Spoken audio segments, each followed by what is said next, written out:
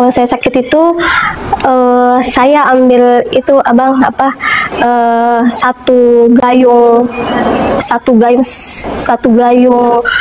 air mandi macam itu bang. Habis itu saya dalam hati saya doain macam ini, Tuhan, jika memang Tuhan ingin aku jadi pengikut Tuhan, tolong sembuhkan dengan air yang saya pegang ini, buat saya tidak sakit lagi, macam itu bang. Kepala saya mau pecah macam itu bang. Jadi saya mandikan itu abang. Malam juga Nia. Malam bang. Nia Kristen. Dulu Islam, jadi saya murtad bang. Dulu Islam, sekarang Kristen. Iya bang. Oke. Kak Nia di sini mungkin Kak Nia juga pernah tahu ya aturan di sini. Di sini itu bukan seperti di channelnya orang-orang Islam. Kalau ngaku-ngaku, subhanallah. Kalau di sini nggak boleh. Tahu bang. Kalau nggak percaya teman-teman, naik ke channel Muslim, terus ngaku-ngaku saya Muslim, saya Kristen tadinya jadi Muslim, langsung. Oh subhanallah, subhanallah, masuk semua lap lagi. Kalau di sini nggak, di sini wajib diuji, nggak boleh asal ngomong. Berapa tahun dulu jadi orang Islam Kak Nia? Saya semenjak kawin sama suami bang, jadi saya jadi Kristen. Berarti jadi Kristen cuma gara-gara nikah? Bukan juga sih bang. Bukan juga. Oke. Coba berapa tahun dulu jadi orang Islam Kak Nia? Saya kawin udah 15 tahun bang. Itulah semenjak kawin saya udah jadi Kristen. Katolik saya bang. Oke. Sempat jadi Islam itu berapa tahun? 25 tahun, 30 tahun, 21 tahun abang. Oh 21 tahun, oke. Ya. 21 tahun jadi orang Islam, kemudian sekarang sudah 15 tahun meninggalkan agama Islam. Ya. Tapi bagaimana kami yakin kalau 21 tahun jadi agama Islam atau 15 tahun lalu masih Islam? Pasti kalau masih Islam dulu, ingat bacaan-bacaan sholat, bacaan-bacaan surat Al-Quran, pasti masih ingat kan? Ada masih ingat bang sebagian. Coba silakan apa? A'udzubillahi minasyaitonirrajim. Bismillahirrahmanirrahim. Iyyaka na'budu wa iyyaka nasta'in. Ihdinas siratal mustaqim. Siratal ladzina an'amta 'alaihim ghairil maghdubi 'alaihim waladdallin. Ini sah. Coba, karena begini. Kalau hanya pindah agama gara-gara menikah begitu kan, kayaknya sih ya tidak ada something spesial gitu loh. Coba Kak Nia ini meninggalkan agama Islam gara-gara apa? Saya lebih kesentuh dengan agama Kristen abang. Dengan saya cuman ya bang, memang dulu saya Muslim kan, tapi setelah saya jadi pindah agama itu saya lebih mendapat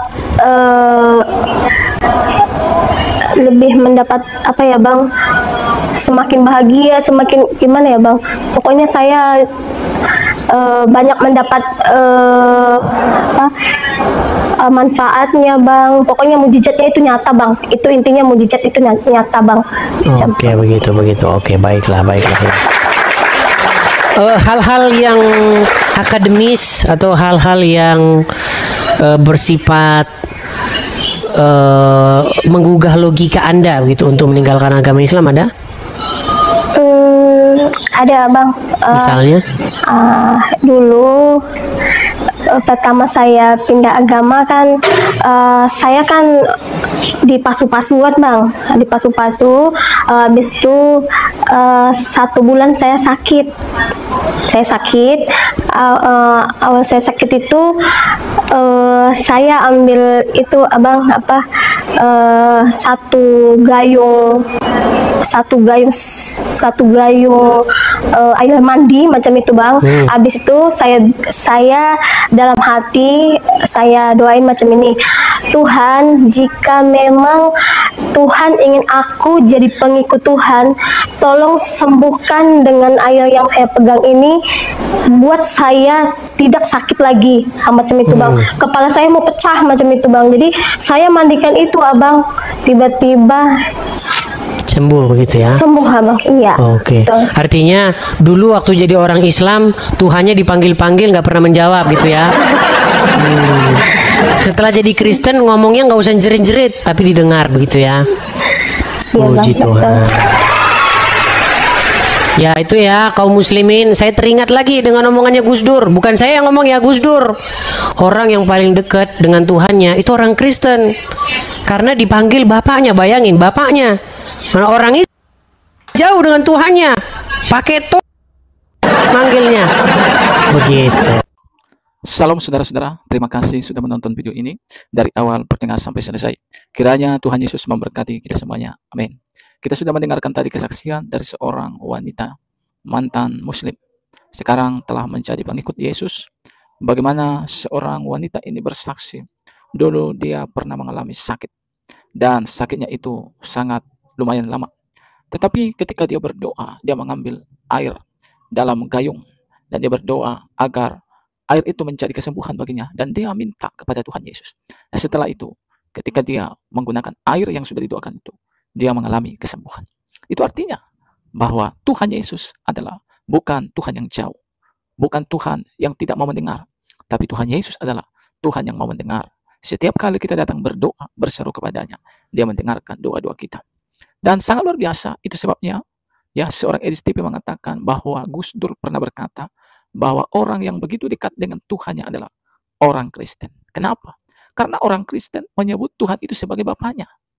Nah, jadi kita bersyukur sebagai pengikut Yesus. Memang dikatakan dalam Yohanes 1 ayat 12 bahwa semua orang yang menerimanya diberinya kuasa menjadi anak-anak Allah, yaitu mereka yang percaya dalam nama Yesus.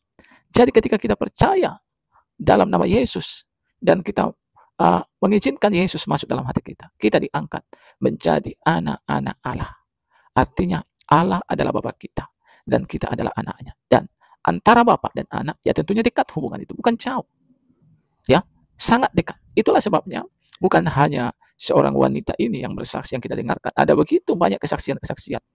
Mereka merasakan bahwa Tuhan mendengar doa mereka. Mereka menyaksikan bahwa Tuhan mendengar doa mereka. Kenapa? Itulah kedekatan antara Bapa dan anak. Kitalah anaknya. Yesus adalah Bapa kita. Dan hubungan yang begitu dekat inilah yang membuat doa-doa kita didengarkan dan dijawab. Nah, teman-teman, itu sebabnya saya mengajak kita semua dimanapun kita berada, banggalah memiliki Yesus. Banggalah memiliki Tuhan yang hidup. Banggalah memiliki Tuhan yang mana Tuhan itu sangat dekat. Yang mana Tuhan itu adalah Bapa kita sendiri. Wow. Terima kasih teman-teman. Kiranya video ini boleh memberkati kita dan video ini juga boleh memberikan kepada kita pelajaran-pelajaran penting.